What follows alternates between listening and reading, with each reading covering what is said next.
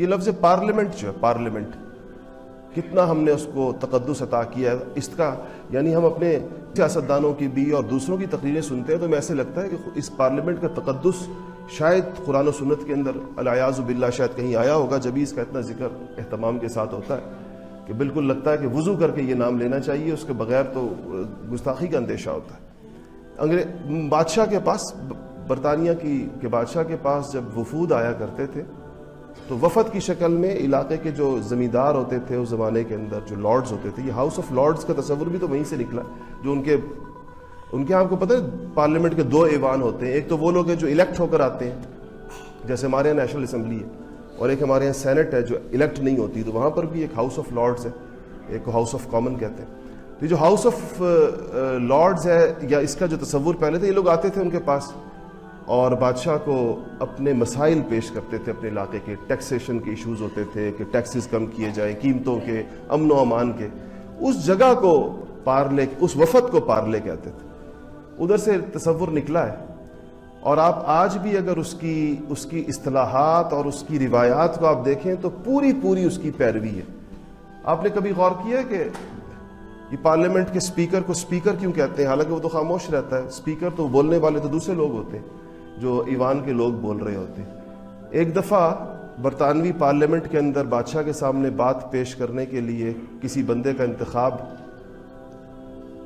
کوئی بندہ تیار نہیں ہو رہا تھا، کون جا کے بات کرے گا؟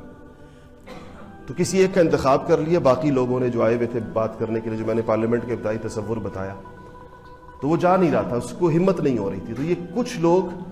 اکٹھے ہو کر 5-6 لوگ گئے اور زبردستی اس کو اپنی سیٹ سے کھڑا کیا اور اس کو ہاتھ سے پکڑ کر آگے لے گئے کہ جاؤ تم بادشاہ کے سامنے بات کرو گے۔ اس کو سپیکر کہا کہ بات کرے گا۔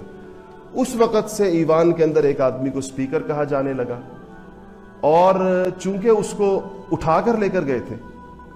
زبردستی، آج بھی جب سپیکر کا انتخاب ہوتا ہے، سپیکر خود اٹھ کر اپنی سیٹ پر نہیں بیٹھتا، اس کو 4-5 ممبران پارلیمنٹ اٹھا کے، آپ نے دیکھا ہوگا یہ منظر، اس کو لے کر جاتے ہیں۔ یہ اس روایت کی پاسداری کی جاتی ہے کہ پہلی دفعہ چونکہ 5-6 بندے لے کر گئے تھے، اب بھی اتنی روایت پرست قوم ہے برطانوی،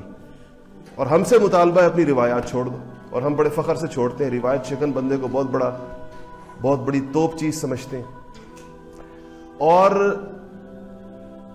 آپ نے کبھی دیکھا ہوگا اسپیکر کے پاس ایک چھوٹا سا ہتھوڑا ہوتا ہے، جب اسپیکر اسمبلی توڑتا ہے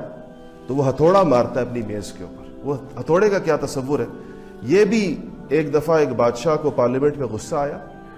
اور وہ گیا اور اس نے جا کر پارلیمنٹ کے دروازے کو ہتھوڑے سے، اس کا تالا، یا ادھر لوگ بیٹھے تھے تو وہاں اس دروازے کو ہتھوڑے سے توڑا۔ اس وقت سے اس ہتھوڑے کو بھی پارلیمنٹ کا حصہ بنایا گیا کہ جب پارلیمنٹ توڑی جائے گی تو ہتھوڑے کے ذریعے سے، چاہے بے شک وہ شیشے کی میز کے اوپر مارنے کے لیے ایک چھوٹا سا لکڑی کا ہوگا، لیکن علامت کو زندہ رکھا جائے گا، روایت کو زندہ رکھا جائے گا۔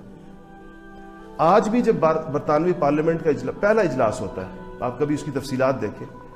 تو ٹارچوں کے ساتھ